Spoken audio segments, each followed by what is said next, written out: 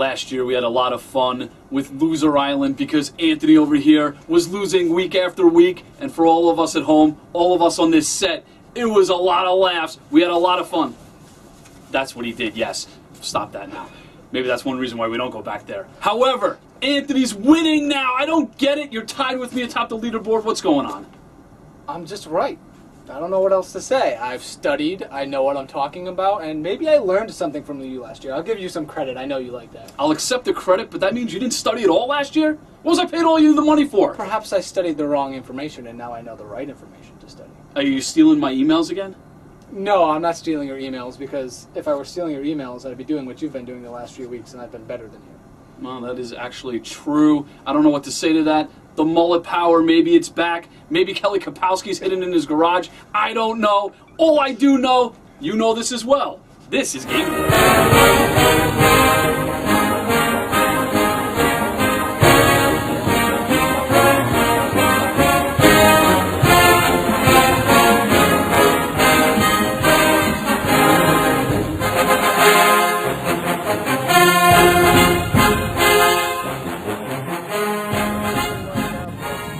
We're going to start game day off in a big way. Number 20 Auburn goes into number 1 LSU. The big news here, Tyrann Mathieu and 2 of his other teammates are going to be suspended this game for violating the team's drug policy.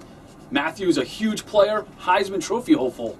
Not going to play. Absolutely huge loss for LSU, and it's the second time this year they've had suspensions. They dealt with it in game 1 of the season. It's just embarrassing. I mean, you know, the coaches aren't responsible for everything the players do, but at some point there's got to be a message or some leadership in the program that stops these things from happening.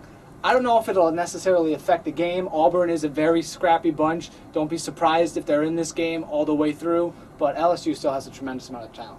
Yeah, when you talk about personal responsibility as well, Matthew's a Heisman Trophy favorite, could be going in the high in the NFL draft. Why do this during the season? They just did a feature on him, you know, Mr. Honey Badger, as he's called, and they talked all about him, and he kind of was portrayed as, you know, this guy who knows what he's doing and is with it, but I guess not. Made a mistake. Those Heisman trophies are out the window. Jordan Jefferson could be a big name in this game. Has played sparingly since coming back from suspension. I think he's going to play a lot in this game. Who do you got winning?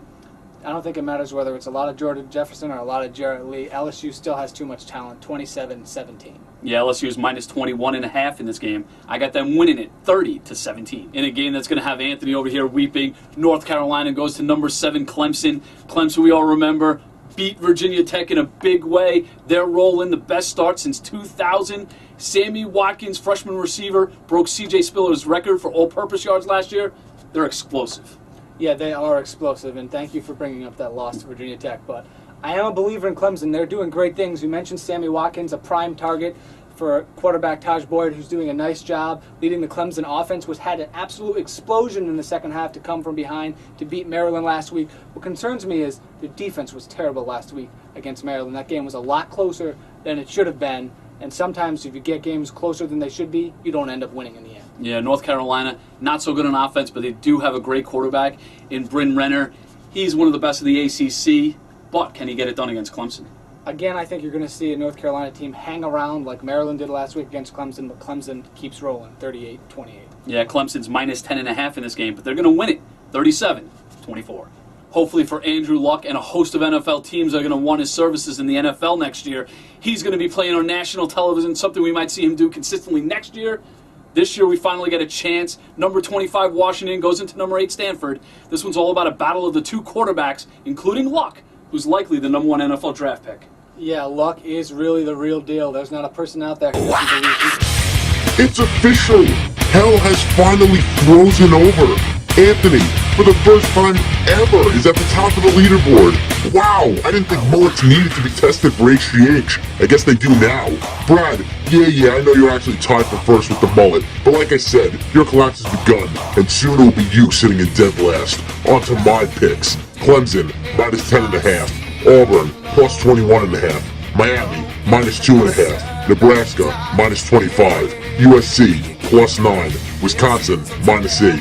And now, my game of the week. Number 25 Washington visits number 8 Stanford. This game features 2 of the top offenses in the nation. Washington's high-powered offense is led by quarterback Keith Price, who is second in the country with 21 touchdowns. while the Cardinals only have a guy named Andrew Luck, who's only the best quarterback in college football. Luck will improve his already big lead in the Heisman race with another monster game as Stanford wins in a shootout, but doesn't cover 45-32. I don't know. HGH testing? Maybe? Maybe. This is coming from the guy who's in last place taking shots at us. You and I, actually, we're tied for the lead. We are tied for first, so it's kind of hard to listen to him. But anytime we introduce HGH testing, I'm going to go with it. We're like brothers on the leaderboard now, right? All right, let's get to the game. Yeah. Keith Price versus Andrew Luck. He brought up Keith Price. Washington is quietly having a great season, and he's quietly having a great season for Washington in the post-Jake Locker era. He mentioned his touchdown passes, but more importantly, he's only thrown 4 interceptions, so he's not just getting the job done, he's taking care of the ball as well. Washington, they've been having such a quiet season that this is their first chance to kind of break out onto the scene and make a big impact. Meanwhile, Stanford hasn't played a close game all season. This is kind of their first test. I don't know how close it's going to be, but this is the first good team we're going to see them take on. This is absolutely the first test that they're going to have. Stanford's kind of playing a bunch of lame ducks. Doesn't matter what happens because they're going to win those games. This one's completely different. Washington's 5-1. Very good team. Their only loss came to Nebraska, and they actually look good in the second half in that game.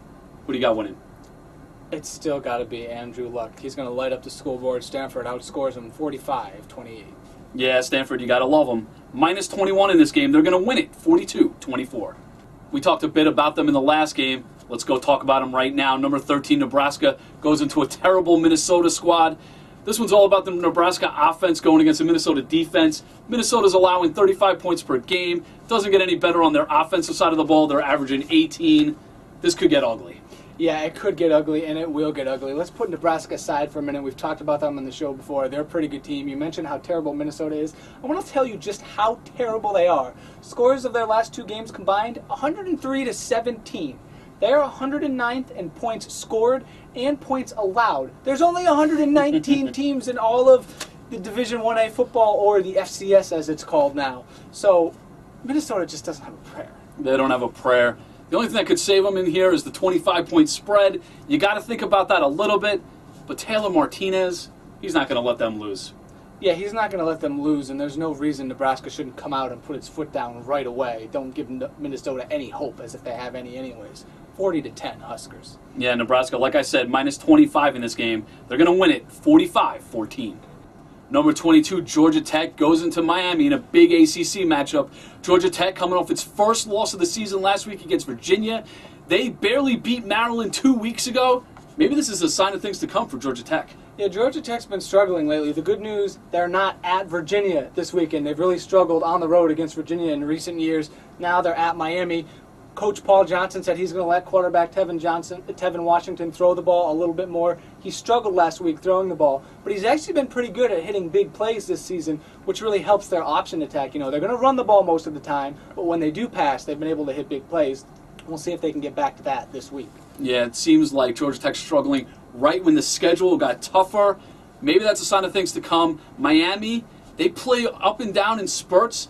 Very good against Ohio State, look bad in other games. They're 3-3 on the season. What happens in the game? That's my problem with Miami. They're just so inconsistent. You never know what to do, and their defense has been pretty shaky. I think Georgia Tech gets back on the winning track, 30-27. Yeah, Miami actually is the 2.5-point favorite in this game, and I'm going to have them covering and winning 28-24. The Big Ten is normally about Ohio State and Michigan, and even lately Wisconsin. Michigan State always gets overshadowed. Well, not this year. Huge win against Michigan last week. They're looking like they could have a great season. They're in the Penthouse this week, and they might just be there all season long. Welcome everybody to the Doghouse, and in that Doghouse is going to be the first 2-time member. That's the Michigan Wolverines, more specifically Denard Robinson. Last Saturday against Michigan State in a loss, Robinson looked terrible, couldn't throw the ball at all. Worse yet, on a 4th-and-1 play, when he faked the handoff, he just stood there, waited for the Michigan State player to sack him. It was all over from there. Michigan's season's ruined. Get in the Doghouse. Next up is a pair of teams that have been down this season, but it's still a classic rivalry. Southern Cal goes into Notre Dame in South Bend, Indiana. Unfortunately, in this game, it hasn't been relevant since 2005 when Reggie Bush pushed Matt Leinart into the end zone. You remember that one, right? Yeah. Not the same. No, not the same at all. That game had all the marquee matchup The teams, however, they're still pretty good this year. Notre Dame got off to that slow start and everyone kind of forgot them. Now they're building that momentum. We'll see if they can get to that 10-win mark, if they can win out. USC, they're on probation, so it doesn't really matter how many games they win because they can't go to the Pac-12 championship game, they can't go to a bowl game. But they've been pretty good. They got a nice win last week. They seem to get some momentum rolling. I just don't know what to make of this game or really either one of these teams, though. It's a tough one. Both programs down. You mentioned they're pretty good. I'm not sold on USC or Notre Dame being a good team this year. I don't know. This one's tough. 9-point favorites is Notre Dame. What happens? Yeah, I think this is going to be a close game. I guess in the end, I'm more sold on Notre Dame right now than USC. I'll take the Irish 27-20. Yeah, I'm going to take Notre Dame to win this one, but it's going to be close. They win it 31-28. Number 6 Wisconsin goes to the East Lansing to take on number 16 Michigan State in a game I'm looking forward to. I'm sure Anthony's going to be doing the same. Michigan State's coming off a big win against Michigan. They have the second best defense in the country. Wisconsin, however, scoring over 50 points a game. This one's going to be a great matchup. I am very excited to see Michigan State's defense take on Russell Wilson and the Badgers' offense. It's going to be a great matchup. However, keep in mind, Wisconsin, while they have not played very many people, their defense is pretty good as well. They're actually right on par with Michigan State's in terms of how many points they allow per game. The problem I have with Wisconsin is they have not left their state yet. This is their first road game of the entire season. How are they going to react? In a scheduling quirk because of the addition of Nebraska to the conference, they're actually at Michigan State for the second year in a row. They lost there last year. Yeah, Wisconsin is going to have that in their rearview mirror. They're going to want to go forward from that. Michigan State, not a good offense. This could come into play here. They struggled against Michigan. Michigan, I thought, could have won that game last week if they did the right call on fourth down call. They didn't. They lost. Michigan State, what are they going to do in this one? You mentioned Michigan State's offense. I actually think Kirk Cousins looked pretty decent throwing the ball last week. I'm going to look to see what he can do against the Wisconsin defense. This is one of those games where I'm really not sure I should do this, but I'm going to do it anyway. Michigan State 27, Wisconsin 26. I don't know if I should just close the show right now or if I should welcome back Loser Island, because that's where you're going to be. Wisconsin is going to win this game. They're going to cover. I don't care what you say, Anthony. The mullet, the goatee, all the power in the world from Kelly Kapowski. It doesn't matter. Wisconsin wins it. They're going to cover. So, for all of us, Anthony, Evan behind the camera, the evil one, Craig Carroll, me, we'll see you next week here on Game Day.